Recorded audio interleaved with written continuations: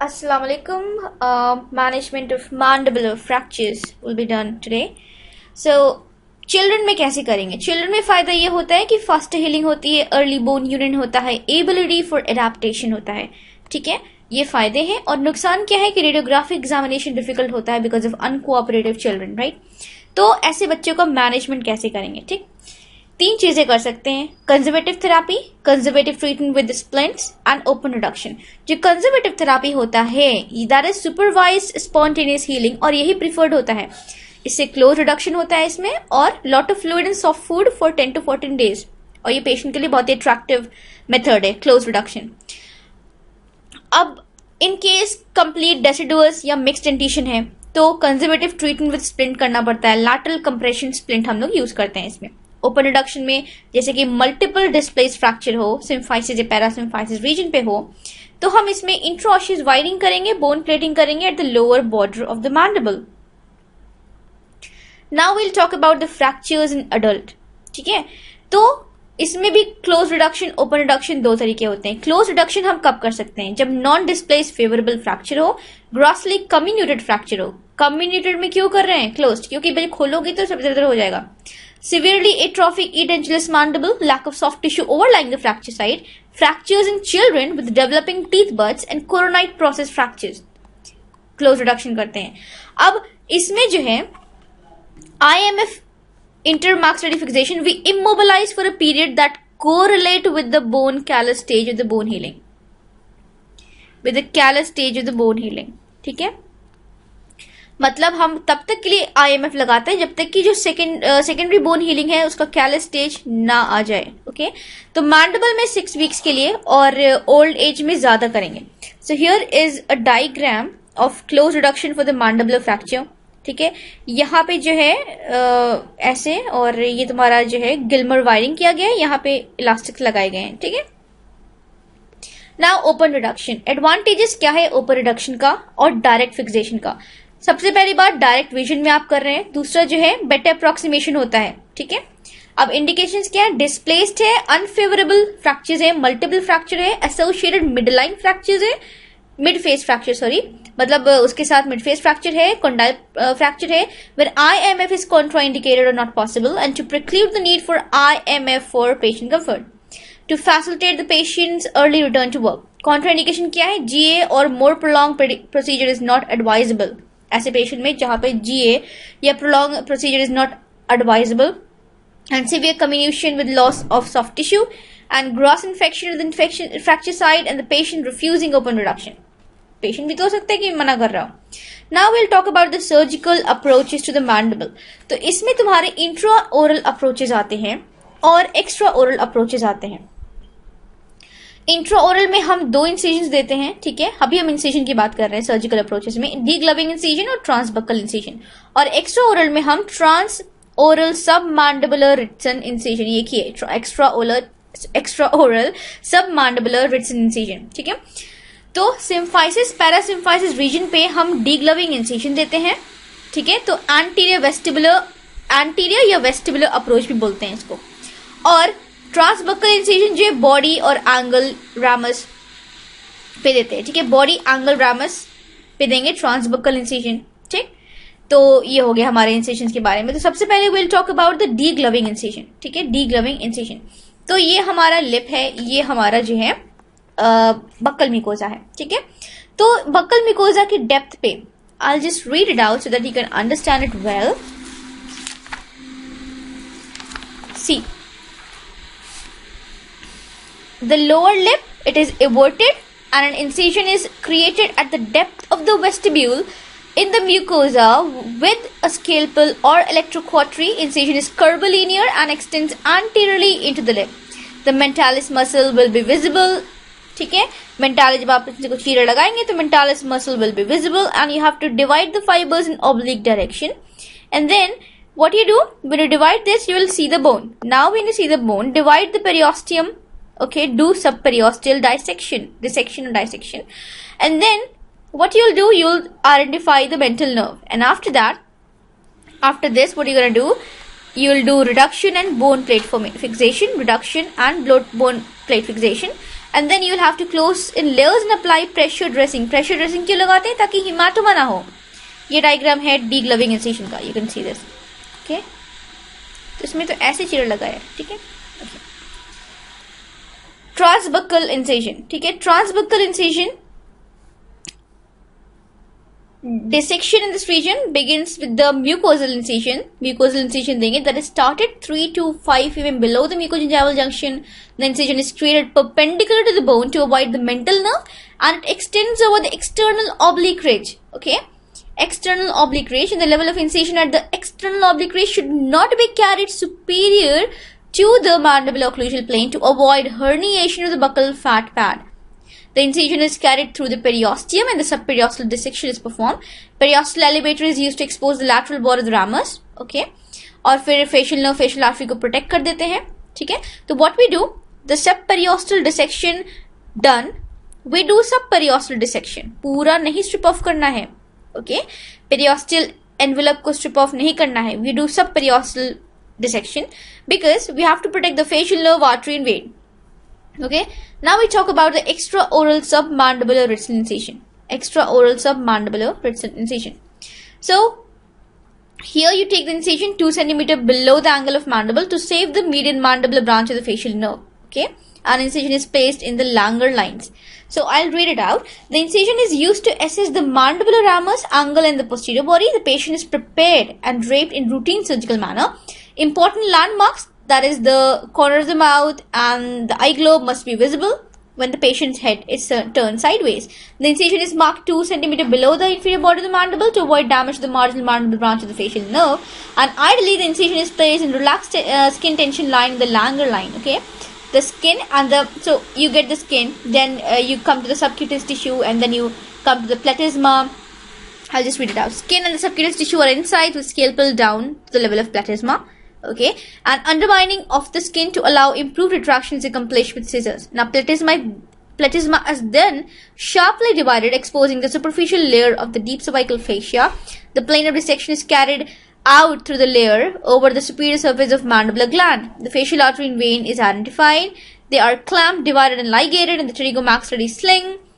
Dissection continues towards the mandible, exposing the pterygomaxillary sling posteriorly, and division of this layer is done to expose the inferior border of the mandible after cutting the final periosteal layer. So now we come to the inferior border of the mandible.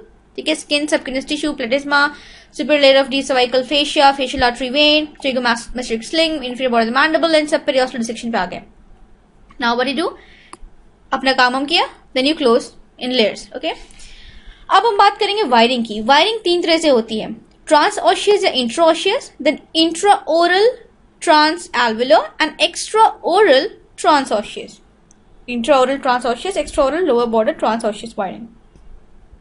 Okay, तो transosseous जो है, this is also intraoral और extraoral approach. तो हमने पढ़ा कि जो ट्रांसऑशियस method होता है वो इंट्राओरल अप्रोच भी कर सकते हैं, एक्सट्राओरल अप्रोच भी कर सकते हैं. तो इसमें हम क्या करते हैं, what we do, holes are drilled in the bony fragments on either side of the fracture line. ठीक है, उसके बाद हम लोग 26 गॉज का स्टेनलेस स्टील वायर डालेंगे होल्स में. ठीक है, उसके बाद क्या करेंगे, ये हो गया हमारा इनिशियल प्रिपरेशन. अभी टाइट नहीं करना है. टाइट करने से पहले what we have to do, we have to reduce it independently. ठीक है, ताकि जो है अपनी जगह पे टीथ ऑक्लूजन में आ जाए. ठीक है, उसके बाद we have to twist the wires, tuck कर देंगे सबसे करीब जहां पे होगा होल, उस पे टक कर देंगे. ओके, अब इसका वेरिएशन भी होता है depending upon position of fracture, muscle forces and कितना कम्युनिकेशन है, ऑल दोस थिंग्स. तो इसके वेरिएशंस क्या है, 2 होल, 3 होल, 4 होल और वेस्गर फिगर ऑफ 8 वायरिंग.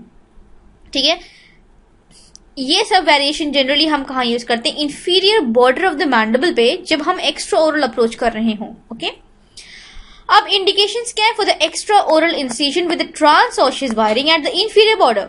ठीक है, ये इंफीरियर बॉर्डर का क्या इंडिकेशन है भाई, अनफेवरेबल ग्रॉसली डिस्प्लेस्ड फ्रैक्चर हो at the angle of mandible, severe overriding of fragments हो, triangular comminuted fractures at the inferior border associated with the angle fracture and fracture of the edentulous mandible, and malunited fractures and non-united fracture and fracture with large extraoral lacerations. अब आते हैं intra-alveolar या intra-alveolar, transalveolar और upper border wiring.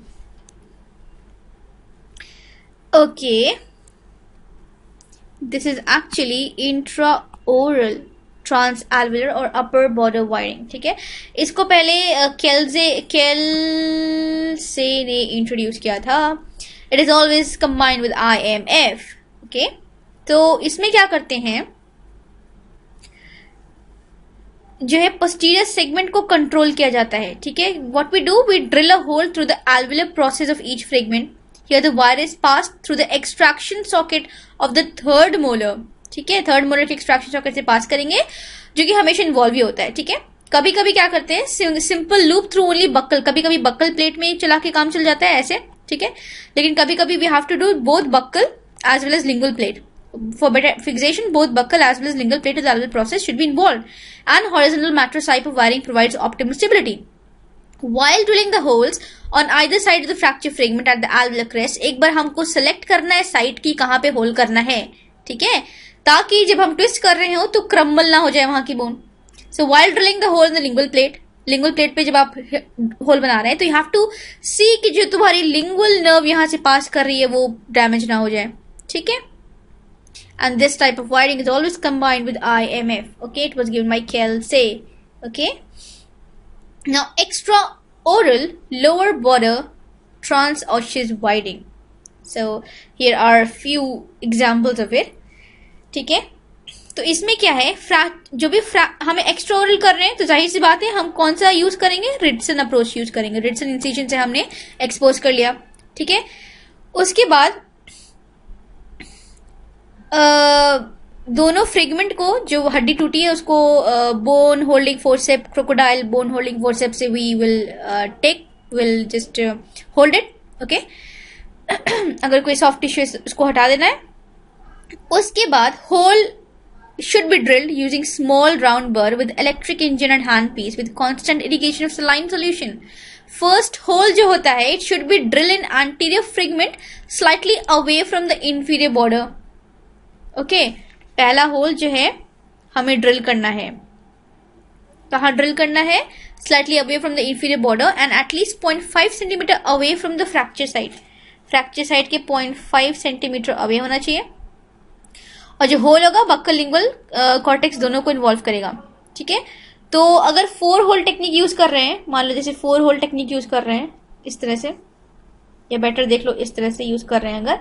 ठीक है, तो एक और होल ड्रिल कर देंगे और ऐसे से पास कर देंगे. This is very bullshit. So before final tightening of the wires the assistant should check the occlusion और टेम्पररी IML. ठीक है, और हम लोग क्या करते हैं, IML अगले दिन कर सकते हैं और सूचेस को 5 से 7 दिन में रिमूव कर सकते हैं. ठीक है, और ये जो हम लोग डाल रहे हैं स्टेनलेस स्टील वायर, इसका रिमूवल जरूरी नहीं है because they do not provide any kind of irritation.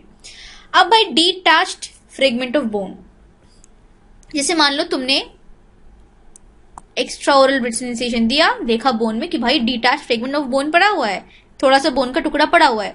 So what will do, अगर अटैच्ड है वो टुकड़ा अटैच है पेरियोस्टियम से या मसल से तो you just wire it back. Okay, but अगर डिवॉइड है ऑफ एनी सच अटैचमेंट तो you have to remove it, क्योंकि वहां पे सिक्वेस्ट्रेशन हो जाएगा. अगर बहुत बड़ा डिफेक्ट है तो वायर करेंगे एज अ फ्री ग्राफ्ट. ठीक है, अब मान लो तुम्हारे फ्रैक्चर लाइन में टीथ हो. ठीक है, तो प्रेजेंट प्रोटोकॉल क्या है, presently the protocol which is followed is a tooth in the line of fracture which is structurally not damaged, not subluxated and in functional position in the dental arch should be retained and antibiotics administered.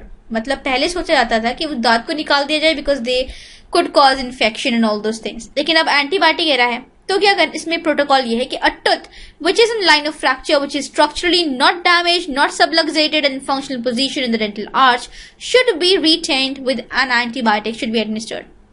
So controversy also exists with regards to functionless third molar. ठीक है, functionless third molar की भी controversy है, लेकिन अगर ऐसे दांत stabilise करते हैं फ्रैक्चर को तो उन्हें नहीं निकालना है. Now management of teeth retained in the fracture line. ठीक है, कैसे मैनेज करना है, सबसे पहले good quality intraoral periapical radiograph लेंगे to assess the status in plan of treatment. Proper use of antibiotic therapy, splinting करेंगे अगर लग्जेटेड है, एंडोडोंटिक थेरेपी करेंगे जरूरत है तो, और इमीडिएट एक्सट्रैक्शन कर देंगे. ठीक है, अब रिमूवल की क्या क्या इंडिकेशन है कि कब कब दांत रिमूव करने हैं. अगर लॉन्गिट्यूडल फ्रैक्चर हो involving the crown and the root, splitting the tooth. ये this is not a truth but okay, lingual fracture. Complete subluxation of tooth अगर है, pre existing large periapical pathology है, ग्रॉसली इन्फेक्टेड फ्रैक्चर लाइन है, bad periodontal status है tooth का, functionless teeth है, advance caries है, root stump है, in cases में आपको दांत को निकाल देना है। See the diagram, teeth in the fracture line, completely enclosed teeth near the fracture line can be retained, बच गया, ठीक। सेकंड में क्या है, teeth with root fractures which are exposed to the fracture line are extracted, teeth with exposed root devoid of bone encasement are extracted, okay. Now we'll talk about bone plating, ठीक है। Wire तो बहुत लगा लिया, plate लगा लेते हैं, okay. तो इसमें भी simple non compression bone plate लगते हैं और कंप्रेशन बोन प्लेट लगते हैं, ठीक है। तो एडवांटेज क्या है बोन प्लेटिंग का, भाई एक तो रिजिड स्टेबल फिक्सेशन प्रोवाइड करेगा, it obviates the need for immobilisation, ठीक है। आपने बोन प्लेटिंग कर दी तो मैंडिबल को या कोई भी जो बोन है उसको इमोबिलाइज नहीं करना है, ठीक है। Early return to home and work, soft diet can be taken, maintenance of oral hygiene and useful in medically challenge physically handicap patients, maintenance of airway in multiple fractures, ठीक है। तो इसमें दो तरह के प्लेट्स आते हैं, हमने पढ़ा simple non compression and compression. अब नॉन कंप्रेशन की बात करें, जो नॉन कंप्रेशन प्लेट होते हैं, ओके, ये जो है इसको शैम्पी सिस्टम ने बनाया था। इसमें क्या होता है, टाइटेनियम प्लेट या स्टेनलेस स्टील प्लेट्स होते हैं, प्लस क्या होता है, सेल्फ टैपिंग मोनोकॉर्टिकल स्क्रूज होते हैं, ठीक है। और ये जो है मिनी प्लेट ऑस्टियोसिंथेसिस पे बेस्ड होता है, यानी कि mechanical properties of these osteosynthesizing material ensures that induced tension and the torsional forces are neutralized। जब भी टेंशन और टॉर्जनल फोर्सेस लग रहे हैं they are neutralized, ठीक है। प्लेट्स जो होते हैं what do you call it, 4 hole 6 hole 8 hole के आते हैं, ठीक है। और ऐसे भी आते हैं जिनके बीच में बार हो, ठीक है। और ये 0.9 mm थिक होते हैं, 2.1 mm इनका होल का डायमीटर होता है और बेवल होता है 30 डिग्रीज पे, ओके। अब स्क्रूज जो होते हैं वो 5 mm से 15 mm तक लंबे आते हैं, ठीक है। 2.8 mm इसका हेड होता है और 2 mm इसका लोअर वाला होता है, ठीक है। और एक टर्न करोगे इसको तो ये 1 mm पेनिट्रेट करेगा बोन में, ओके। और ड्रिल की बात करें अगर हम, ठीक है, ड्रिल जो होता है 1.6 mm वाइड होता है, तो इसका डिफरेंस क्या है, 0.4 mm है, मतलब ये छोटा होल बनाएगा तभी तो ये इसमें घुसेगा अच्छे से, ओके। अब इसका एप्लीकेशन, पहले ये देख लो ये डायग्राम, ठीक है। इसमें क्या है, 1 and 2 drill diameter 1.6 which is the same as the core diameter of the screw, okay. हाँ, मतलब ऑलमोस्ट सेम है। और the screw thread measures 2 mm across, ठीक है। और hole drill should be monoaxial, the screws are self tapping type with a pitch of 1 mm, ठीक है। For average mandibular cortex thickness of 3 mm, 3 turns the screw will provide adequate anchorage, 3 mm, ठीक है। अब हम बात करते हैं इसके एप्लीकेशन की, लगाना कैसे है, ठीक है। तो इसको हम हमेशा इंट्रा ओरल अप्रोच से लगाते हैं, ठीक है, रिड्यूस करोगी फ्रेगमेंट को। और अगर एंगल ऑफ मैंडिबल पे है, plate should be located at the posterior segment, ठीक है। कनाइन एंड प्रीमोलर रीजन पे अगर फ्रैक्चर है तो chances of mental nerve damage होता है, तो कॉन्केव सेक्शन जो है प्लेट का, it should be between the screw holes precisely over exit point to the nerve, the concave section of the plate between the screw hole precisely over exit point to the nerve, ठीक है। अगर symphysis region का है fracture तो neutralize the torsional forces, you have to neutralize the torsional forces. तो हम इसमें 2 parallel plate place करते हैं, दोनों के बीच का डिस्टेंस 4 to 5 mm होता है, और लोअर प्लेट को पहले फिक्स करते हैं। Now we'll talk about the complication in the management and post-operative infection। ये है तुम्हारा कौन सा, non-compression suture dehiscence। It is found if the surgery for osteosynthesis is delayed due to some reasons। तब होगा जब डिले कर दो। Timing of surgery due to inappropriate incision in the region of attached gingiva on 4th or 8th day post-operative day, on the 4th or 8th post-operative day, a gap will be noticed, ठीक है। In such a case, the sutures are removed and cleaning the wound with 15% hydrogen peroxide is done. Frequent mouth washes encourage करेंगे। Wound is not allowed to heal with secondary intention. It is allowed to heal with secondary intention। ठीक है। Complication क्या हुआ, suture dehiscence। Post-operative infection में क्या हुआ, this may be due to the following: inadequate number of screws applied, incorrect placement of the bone plate outside the osteosynthesis line। आपको osteosynthesis line के अंतर्गत रहते हुए काम करना है. दिस इज कॉल्ड शुद्ध Hindi. And proximity of the plates to the apical region and आर्वेट and placement of the screws in the teeth bearing area and lack of maintenance of oral hygiene post operatively. ठीक, वो हो गया non compression plate. Okay, non compression plate. अब हम बात करेंगे compression plate की. Why are they needed. ठीक है, क्या जरूरत पड़ी कंप्रेशन की जब हमारे पास वो था. ठीक है, तो ऐसा होता है कि जब आप टाइट करते हैं स्क्रू को नीचे लगा के, ठीक है, तो क्या होता है कि अपर बॉर्डर और जो लिंगुअल प्लेट है वो ओपन होने की टेंडेंसी हो जाती है. तो दैट विल बी प्रॉब्लमैटिक ना. तो it is needed because it provides more rigid fixation theoretically, लेकिन स्टिल ये प्रिफर नहीं है. मिनी प्लेट प्रिफर है. क्यों? क्योंकि इसमें इन्फेक्शन के चांसेस बहुत होते हैं. और भी है, विल स्टडी की क्या है. ठीक है, तो कंप्रेशन प्लेट्स जो है includes at least 2 pear shaped holes. 2 pear shape hole होते हैं. ठीक है, छोटे हो जाएंगे अंदर जाके. और इसमें एक और चीज बहुत इंपॉर्टेंट है कि जो वाइडेस्ट डायमीटर है that will be the widest diameter of the hole lies near the fracture line. Oh, I think ये ऐसे रहेगा. चलो देख लेते हैं. Screw is inserted in the narrow part of the hole and at final movement of tightening the head comes to rest in the widest diameter of the hole which is countersunk to receive it. ठीक है, सूजन line के एक एक अलग अलग इधर एक कर सकते हैं. अब बात करते हैं EDCF. ठीक है, एक्सेंट्रिक कंप्रेशन, वो समथिंग ना, डायनामिक कंप्रेशन प्लेट या DCP, वही मैं कहूँ F क्या है. ठीक है, इसमें क्या होता है, इसको शिल्ली ने डिजाइन किया था, शिल्ली ने. एंड इसमें क्या होता है कि ऑब्लिक लैटरल होल्स भी होते हैं which direct the compressing force towards the upper border so that when the plate is screwed firmly there is no tendency for the fracture line to gap. Okay, compressing force towards the upper border लगाते हैं. ठीक है, और ये extra oral route से हमको करना पड़ता है. ठीक है, mini plate is preferred because of complication. क्यों? क्योंकि प्लेट फ्रैक्चर हो सकता है ये और नेक्रोसिस हो सकती है बोन की. ठीक है, अब मैंडिबुलर फ्रैक्चर के साथ अगर अदर फेशियल फ्रैक्चर्स भी हैं तो ओल्ड एडेज यूज करते हैं, मतलब inside out and from bottom to top. Inside out and bottom to top. Edentulous patient अगर है तो क्या होगा, उसमें बक्कट हैंडल डिस्प्लेसमेंट होगा. बक्कट हैंडल में क्या होता है, because due to extreme alveolar resorption the molar areas may be more prone. ठीक है, alveolar resorption हुआ, पतली सी होगी, तो molar area जो है that will be more prone to fracture. तो ऐसा होता है कि bilateral fracture होता है of the body of the indigenous mandible, each occurring near the posterior attachment to the malahyoid muscle. So in edentulous mandible, the malahyoid muscle attachment is relatively higher up on the lingual side. So under influence of digastric and the malahyoid muscle pull, there is extreme downward